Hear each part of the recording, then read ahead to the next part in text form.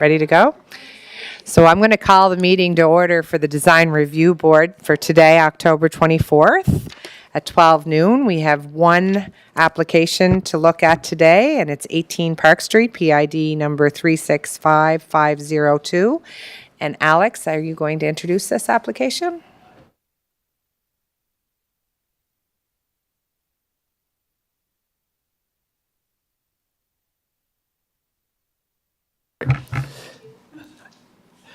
Ken, thank you, Madam Chair. So this application is here because of a site-specific amendment application to renovate the former sign company on Park Street into a 4-unit residential apartment building. At the time that this came through, the applicant didn't have any really detailed plans indicating how he was proposing to deal with this building. As a result, the design review was applied to ensure that there was some oversight on this particular project. So that was a part of the development agreement. The applicant went away. We sent it out to design review.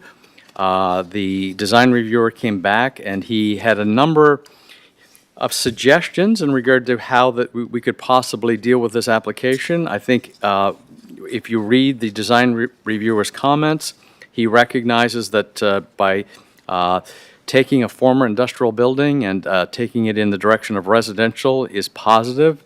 And there's, in his mind, numerous ways you could take this application.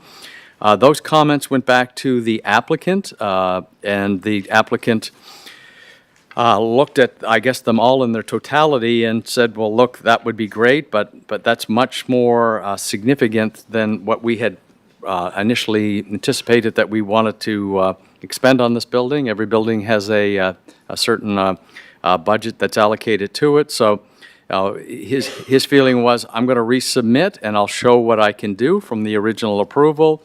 We'll take it back to the design review board. And hopefully, between the applicant and ourselves, we can find some kind of sort of middle ground in regard to making the building work in that neighborhood. Again, he has made changes since it was out on the site-specific amendment. And again, I just would remind people, there wasn't a whole lot of issues at the time this went through council dealing on the design element of it. I think most people were happy to see that this former industrial building was going in the direction of industrial. So this is the opportunity that we have today to look at what the design reviewer submitted, what the applicant has submitted, and what we can potentially do to get this project moving on behalf of the applicant. My comments are in the report. I wrote the report. Robert was at a conference last week, so I get moved up, and so I wrote the report. I would direct your attention to the attachment number A, indicating what attachment A was the original set of plans that came in. It did have a balcony on it at that time. Since that time, because of the proximity to side yards, the balconies have come off. And then if I direct your attention to appendix number 3, again, there's some elevations in there. That's what was sent to the design reviewer.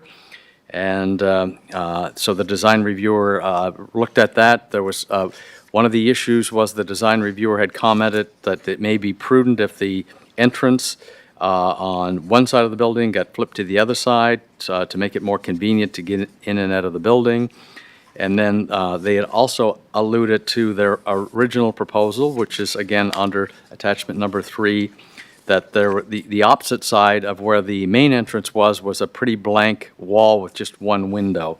So those were some commentary that the design reviewer was wondering couldn't be addressed more readily. Then I direct your attention to Mr. Fellow's report, which is attachment number 4. And so he's alluded to a number of things that could potentially be applied to the property. And one of them was He's alluding to the treatment of the siding, that you could use some vertical and some horizontal siding to make some improvements. And I think the applicant did adhere to that. So maybe, Ellen, if we could go to what the applicant has proposed. So that there you have the side of the building, and it's a little bit confusing just in regard to, it says front elevation. That is not the front. That would be that'd be the west elevation, and that is the front. And so, and that's the wall that the design reviewer felt could be certainly have more window openings and some different style treatment of the siding. And so there's some vertical siding in there. There's some horizontal siding. And so, I guess in closing, I think the applicant should speak to his application and maybe reaffirm the things where they've made changes based upon the design reviewer's comments. From the staff's point of view, the only thing that we would suggest is that on the, would be the east elevation where the main doorway has remained, that there be some treatment over the door. We're not talking about any kind of a porch system. We're just talking about something over the door that would be supported by the building, and as opposed to having posts in the ground, because again, there's some limiting distance issues there. And that's just so that if, from the street, if you look into the building, you can see an image of where the main door is. So you can see the staff recommendation. We're prepared to support what's been submitted. Again, we feel that there's been some positive changes made since we originally looked at this project. Again, keeping in mind it was a former industrial building. This isn't beside a heritage resource or, one of those properties that is much more sensitive that you typically look at. So there is a little bit of design flexibility, I think, for the board.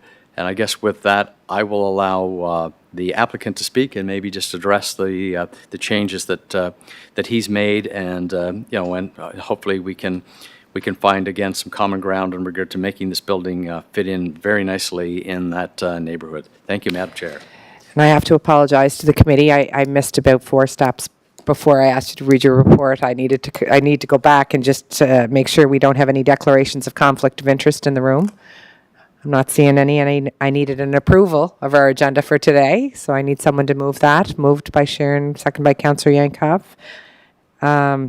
Adoption of our minutes from design review on September 20th. I need someone to move those.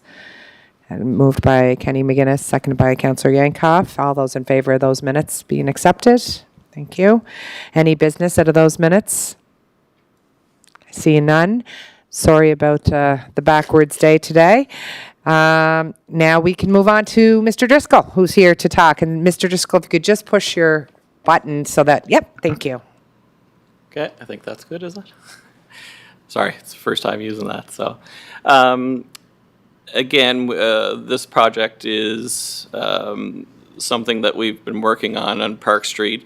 Just to give you a brief history, my partners and I purchased 14 Park Street before this property. They were all owned by Signcraft at the time. 14 Park Street, this project, and the vacant lot, which is next to this proposed project here. So we renovated 14 Park Street. We went through the building process with planning. Although the building was always a duplex, it was never actually seen as a duplex. So now it's, I guess I would call 100% legal or seen as a duplex. The next step or phase in our project was when Signcraft built their new property out off McAleer Drive, that we would apply to convert this property into residential. And understanding that it's an R2 area, we went through the process for rezoning. The best way to tackle it was through a site-specific application, which we did. We submitted drawings that we got from Kent at the time when we went through the project. In hindsight now, we understand that they were a little bland. and that was recognized, I guess, when it went through to the design reviewer. And it's our intention not to, this isn't our first project. We're involved in a few other projects, or myself as well. And it's not our intention just to fire something up for the sake of firing something up. We want it to fit in within the neighborhood. We are property owners on the street currently. I do have ties with a couple other folks that have property on the renovated property on the street. So our intention is to be good neighbors, and future projects on that street when warranted, for sure. So when we looked at the design reviewer's comments, the two siding, as he alluded to, maybe breaking it up. I think we all just one siding color. So his suggestion was to, kind of separate it, maybe two colors, and then with some vertical to just add some definition to where the actual units are in the building, which we have addressed, and as well the back of the building to add some more windows to that, just so it's, I think their original drawing just had one window in the center where you would be going up the stairs, I guess. So we tried to address that. Situation, and I think we've done a good job on that. There are a couple of things about when we're dealing with an existing structure. We had looked at, I think one of his recommendations was to, I would call it, I guess, indent the front door or recess it, maybe is a better word. But when you're dealing with an existing structure, you're into digging down and putting footings in and the whole 9 yards, which just kind of adds another element to the project that we weren't anticipating.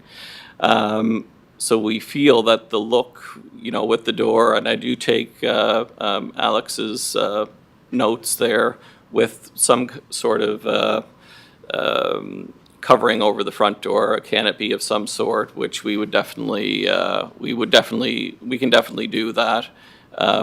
Whether it's suspended by a couple of cables or something to fit in with the look of that horizontal paneling. That's kind of I don't really want to just put a half roof over it, because I don't think that really fits in with how the siding runs on it, but we can definitely work with something along those lines for sure.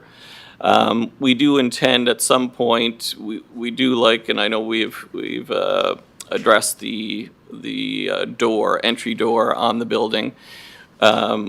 We do feel, as the developers of this property, that the side, I'll say closest to Riverside Drive, is the most appealing for us for the entry door. Partially because Phase 3, I'll just talk to Phase 3, we do own the vacant lot next door to this property, and at some point in the future, we would like to develop that, and we just feel that the door facing that way could complement a potential building on the vacant lot side down the road. So that's kind of where our mindset was on putting the door on that side, So that's kind of all I have at the moment, but I'll certainly answer any questions. Thank you very much. Are there any questions for Mr. Driscoll or for Mr. Forbes on his recommendations at this time? My comment is, I just, want to say that I support the whole project. The return of the commercial use in a residential neighborhood to a residential property is very, very important. The fact that you're producing 4 more housing units in this market conditions, extremely important. So there's no way that I would oppose this project.